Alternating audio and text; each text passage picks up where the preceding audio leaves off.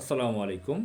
সুপ্রিয় দর্শক মণ্ডলী, আপনারা নিশ্চয়ই লক্ষ্য করেছেন গত রাতে জেনারেল মাসুদউদ্দিন চৌধুরীকে গ্রেফতার করেছে লেফটেন্যান্ট জেনারেল অবসরপ্রাপ্ত জেনারেল মাসুদউদ্দিন চৌধুরী। এই নামটা বাংলাদেশ রাজনৈতিক অঙ্গনে বেশ পরিচিত। আপনারা জানেন যে 111 সরকার যেটা এসেছিল 2007-এ,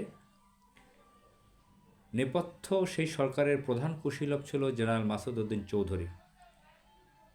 জেনারেল মাসুদউদ্দিন চৌধুরী মূলত সেই সরকারটা চালিয়েছে। যদিও আমরা দেখতে পেয়েছি যে সেই সময়ের চিফ অ্যাডভাইজার, প্রধান উপদেষ্টা, তথাকথিত তত্ত্বাবধায়ক সরকার নাম ছিল ফখরুদ্দিন আহমদ, সেই সরকারের প্রধান ছিল, এবং জেনারেল মঈনুদ্দিন আহমদের আমরা খুব তৎপরতা দেখতে পেয়েছি।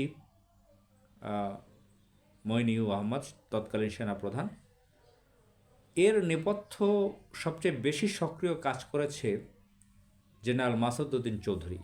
জেনারেল মাসুদউদ্দিন চৌধুরী তিনি ঠিক করে দিতেন কাকে রিমান্ড দিতে হবে, কাকে গ্রেফতার করতে হবে, কাকে কাকে অপমান অপদস্থ করতে হবে।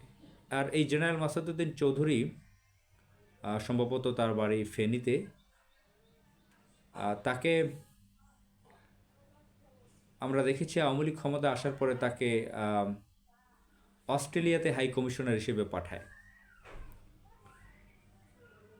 এবং তাকে আওয়ামী লীগ সরকার 3বার এমপি বানায়, 2বার আওয়ামী লীগের নাম দিয়ে আর একবার এরশাদের নাম দিয়ে, ভুয়া এমপি।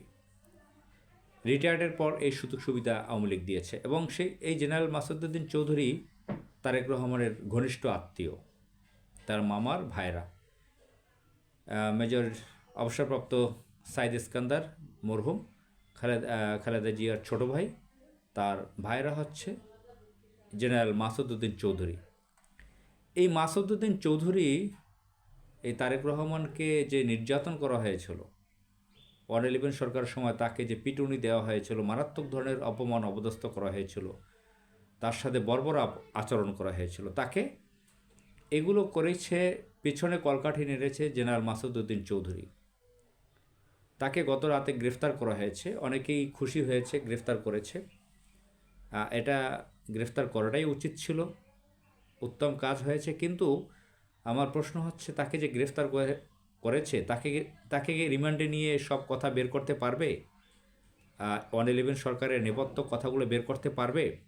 কারণ এই সরকার হচ্ছে ইঞ্জিনিয়ারিং সরকার, দিল্লি নিয়ন্ত্রিত, এবং জেনারেল মাসুদউদ্দিন চৌধুরীও দিল্লির প্রোডাক্ট। তাহলে কিভাবে কি এটা করবে? আসসালামু আলাইকুম।